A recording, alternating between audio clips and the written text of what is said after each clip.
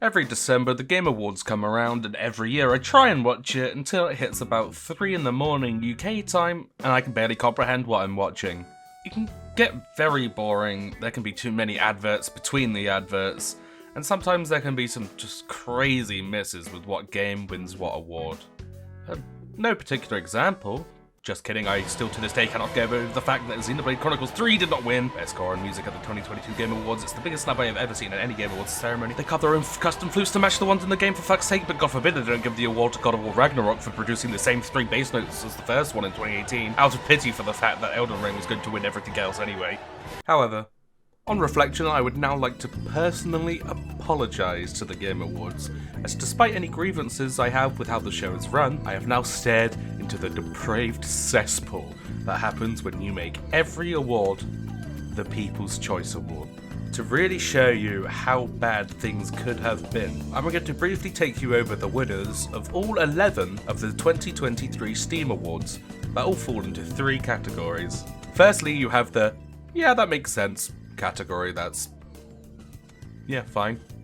Secondly, you have the "okay, that's fair, but what's the deal with that nominee" category, where the winner makes sense but some of the nominees don't. And lastly, and most importantly, the "what the fuck were they thinking" category. So, starting off in the "yeah, that makes sense" category, we have the Better with Friends award being won by Lethal Company. Yeah, that seems right. Probably would be a pretty miserable experience by yourself. All the other nominees are pretty fun as well, but none have had the impact that Lethal Company has had recently. Second in this category, we have the Best Game You Suck At award being won by Sifu. Now, I thought this game came out in 2021.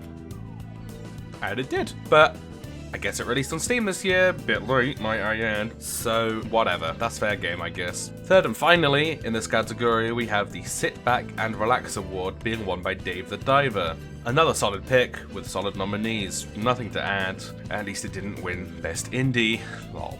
Now, the keen-eyed viewers among us may have noticed that only 3 of the 11 awards are on the "yeah, that's fair enough" category, whilst the next category isn't as bad, as the winner is the only thing that really matters. But some nominees really do raise more eyebrows than a bare ankle at the Devon Young Farmers Association.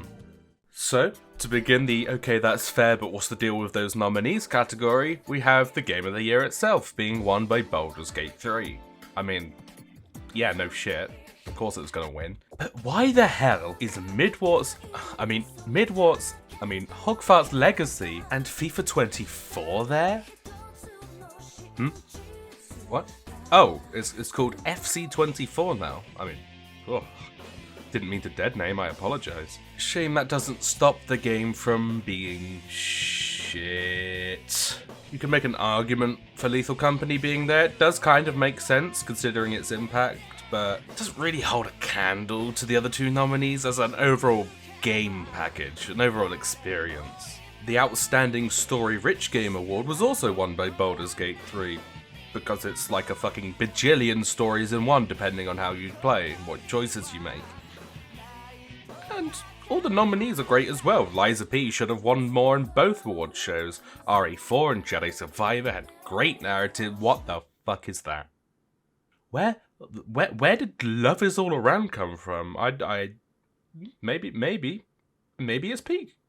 Maybe I should give it a chance. It's Hidden Peak, but there should probably be about 1,000 titles that should be there before the dating sim made for about 2,000 Korean gooners is there. Now let's get down to the nitty gritty, the brass tacks. I'm going to be doing the remaining 6 games, the majority of the list, in the what the fuck were they thinking category, in order of how deranged the winner of that category is. It's only gonna get worse from here, so buckle up, buckaroo, we're gonna have some shite picks to wrangle. Starting with the least soul-crushing one, we have the winner of the VR Game of the Year, Labyrinth. Labyrinthine. Yeah, I've never heard of it. I looked on its store page and saw it only had about 11,000 reviews, and the mixed reviews are all saying, how the hell did this win the VR Game of the Year? I don't really care too much about this one. The game itself doesn't look special in any way, but then again, including all the nominees, the lineup doesn't seem good either, so I guess PlayStation VR got all the good titles this year. But now, ladies with gentle hands, we've reached it. The Big 5. let's start with the winner of the Labor of Love Award. Red Dead Redemption 2? The Labor of Love Award. That was given to the game that received quality updates during 2023, went to the game that hasn't received an update in nearly 4 years. Not to mention, didn't it release on Steam like a couple years ago? What? The only thing I can remember of any sort of updates of Red Dead 2 is its online mode, where every single person who's ever played it goes, yeah, it's pretty boring, I dropped it after a couple hours. So, it makes completely no sense all the way around. And, oh yeah, the Labor of Love Award, there's a pretty glaring and obvious hole here that should have won and didn't even get nominated. The next winner of the Outstanding Visual Style Award goes to Atomic Heart, which, yeah, does have a great aesthetic and setting, but there are hundreds of games with an actual visual style, with flair, and not just BioShock for people who want to fuck the robots from the trailer. But next we have the Best Game on Steam Deck Award that was somehow won by Hogwarts Legacy. And Warner Brothers goons were putting in the work, it seems. On a portable system, you want something fun and light that caters to the controller layout. Fuck, even games as mind-numbing as some Vampire Survivors clones would have made better sense in this case. Nothing says fun on the go like a 90GB bloated, boring game about a mid-franchise by a terrible racist and transphobic writer, with less spells than Demon's Souls that came out in 2009. Also, why the fuck is Diablo 4 here? No one wants your bargain bin Baldur's Gate anymore, Blizzard. Do you have some more female employees to sexually harass or something? Now, second to last, we have the winner of the Best Soundtrack of 2023 award, going to The Last of Us Part 1, remaster of the 2014, remaster of the 2013 game. Boy, I thought the original remaster was pointless, but Jesus Christ, Naughty Dog, can't you just get a hobby or talk to girls or something? You're embarrassing me and your mother. Remember when they used to make games? The original Last of Us is remembered as a classic due to the building up of the relationship between Joel and Ellie on their adventure. While some of the scenes are enhanced by the ambient guitar and music, most of the game is silence, and when you listen to the songs by themselves, they're just kind of boring. But the reason this is so high up in the list is when you press that Show Finalist button and you see the nominees, every single one of them being more deserving of the award.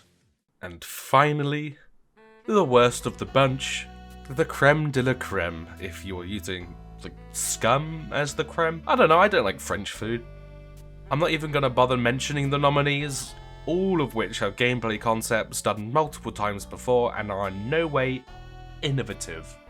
But more importantly, the winner of the most innovative gameplay was Starfield. But did I miss out on a massive joke? This is a bit. How many alt accounts do you think Todd Howard personally made to vote for this? Now, I haven't played Starfield yet. I definitely will at some point. I really just want to watch the car crash unfold in real time. So I'm just going off the opinion of every person that's ever played it, and that's how it's boring, bland, and uninnovative. Todd really hammered in the fact that he wanted to make something new. He didn't want to make just this the Bethesda space game. Whoops. Skyrim in space but worse. Imagine in a space game having a loading screen for every ladder and door. That would be crazy. Imagine having an extremely weak narrative and making your NPC quests, what Bethesda is famous for, be the same 3 fetch quests over and over again. Bad menu systems, bad gameplay systems. Just go and watch the NakeyJakey video on it. He actually suffered through the game, and it's a very good watch for when you need something to accompany your dinner. God forbid eating without YouTube. I could not imagine it. The horrors, the dread. That signature Bethesda open world exploration and sense of scale and freedom and that feeling of, ooh, there's something interesting around every corner. Gone. But Jarbo! There's 1,000 planets. How can it get any more open world than that? Yeah, and you want to know what you do on 99% of those 1,000 planets? This. You walk, and walk and sprint and jump and jetpack jump and get really good at watching your O2 sprint meter go up and down and up and down. There is no rover to drive, there is no ship to fly. You just walk and walk and walk until you get to the most copy-pasted structure that you have already seen a bunch of times. Starfield is the exploration equivalent of holding the Player 2 controller that isn't actually plugged in. They all laughed at me when that first teaser trailer released and I said it was just gonna be No Man's Sky but worse. They all treated me a fool. Well, I am the fool no longer. Congratulations, Todd. Even the modders can't be arsed with it. But speaking of Bethesda, ZeniMax also owned Tango Gameworks that released Hi-Fi Rush this year. That should have won about 4 of the awards I mentioned earlier. Best on Steam Deck? Absolutely. Best visual stuff? Fucking extremely absolutely. Best soundtrack? Jesus Christ, absolutely. And most innovative gameplay? Holy shit, the levels of the combos are tied to the BPM of the background. It should have been a sweep. I mean, I would also give it Game of the Year for me personally, but that's because I haven't played Lies of P, or Baldur's Gate 3, or Alan Wake 2, or RE4 Remake yet, so I don't want to get too ahead of myself. So yeah, I don't have an answer. Those were bad, am I right?